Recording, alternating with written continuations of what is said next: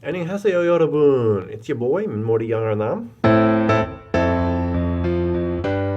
Now, sounding like a native English speaker. This is the hardest thing in the world. People try for their whole lives and they still can't sound like native English speakers. But what we're going to do today is we're going to try to find 3 ways that you can sound better than native English speakers, because these are 3 common mistakes that native English speakers make. Now, the first is something called double negatives. Double negatives are when you use the word no or a phrase that means no twice in the same sentence. When you do this, the no's cancel each other out and you're basically saying yes, yes, which is not what you're trying to say. I'm going to give you a couple of examples through famous songs. We can't play these songs because YouTube, so what I'm going to do is I'm going to sing one for you and we'll see. The first one is Rihanna's Please Don't Stop the Music. And the line that's a double negative is, I wasn't looking for nobody when you looked my way. Possible candidate, hey. Alright, that was terrible. But anyway, the line, I wasn't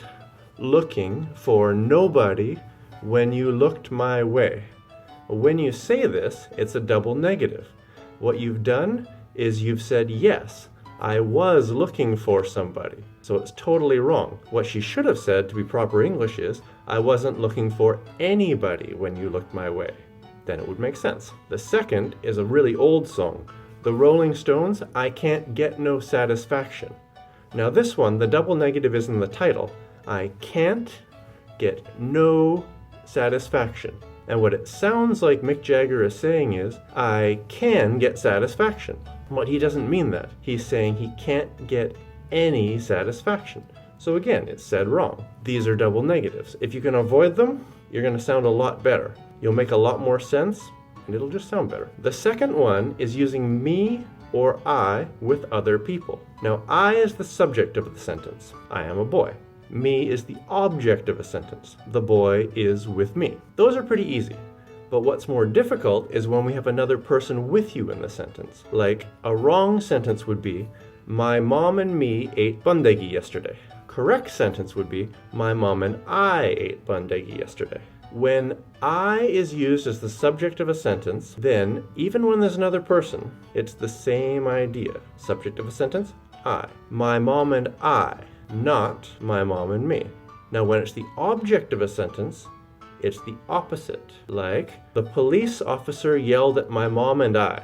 No, because it's the object of a sentence. The police officer yelled at my mom and me.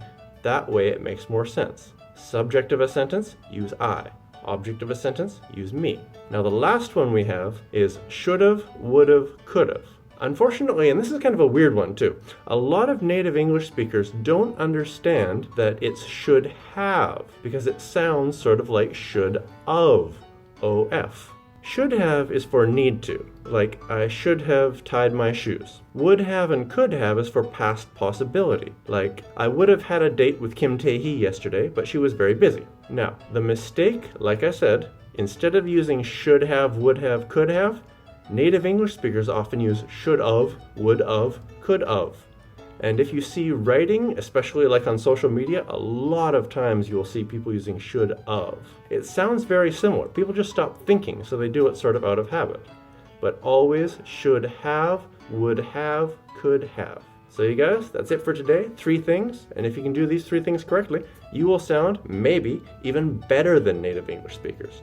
Now, time for my friend and I to go to the store. Bye!